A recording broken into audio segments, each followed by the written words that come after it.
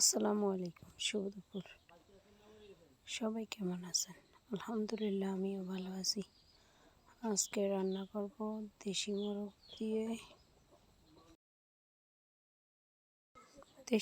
দিয়ে আলু দিয়ে। প্রথমে আমি মাংসগুলোকে ভালোভাবে ধুয়ে নিলাম। ধুয়ে গরম মশলা দিলাম, আদা রসুন পেঁয়াজ বাটা দিয়ে দিলাম,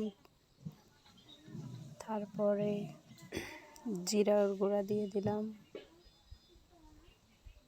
সব কিছু মশলা ভালোভাবে দিয়ে নিচ্ছি, তারপর মরিচের গুঁড়া দিয়ে দিলাম। এভাবে একের পর এক মশলাগুলা সবগুলা দিয়ে দিচ্ছি। স্বাদ মতো একটু লবণ দিয়ে দিলাম,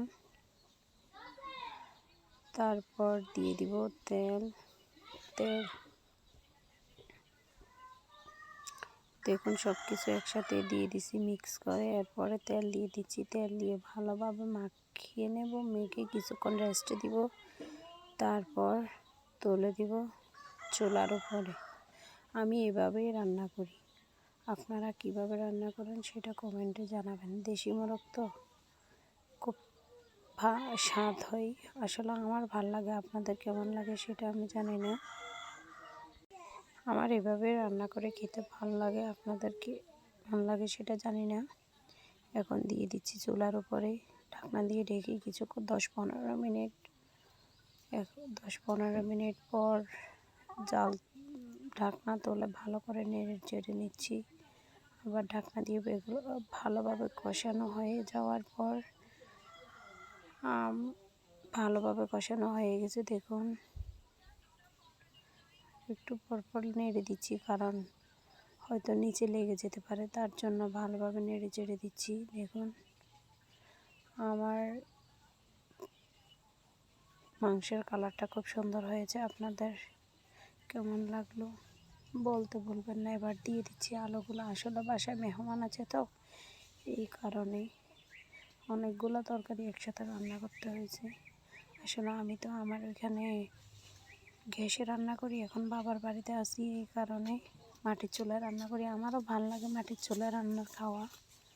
আমি ছোটোবেলা থেকে এখানে রান্না করতাম, এখনও মাঝে মধ্যে বেড়াতে আসলে রান্না করি। তো এখন এগুলো ভালোভাবে নেড়ে চেড়ে এর মাঝে দিয়ে দিব পরিমাণ মতো পানি দিয়ে সুন্দর করে নেড়ে চেড়ে ঢাকনা দিয়ে দিব। এখানে আমি বিয়ের আগে সবসময় রান্না করতাম, এখনও রান্না করি। কিছুদিন আগে আমার বাবুর বাবা আসার পরও আমি এখানে এসে রান্না করছি, কারণ আমার মা অসুস্থ, এই কারণে আমার থেকে রান্না করতে হয়। তো আমার রান্নাটা আজকে কেমন হয়েছে সবাই কিন্তু বলতে ভুলবেন না কমেন্টে। আর সবাই আমাকে সাপোর্ট দিয়ে পাশে থাকবেন। আজকের মতো এতটুকুই, আল্লাহ হাফেজ। আর আমার চুলার পরিবেশটা আপনাদের সাথে শেয়ার করতেছি, দেখুন।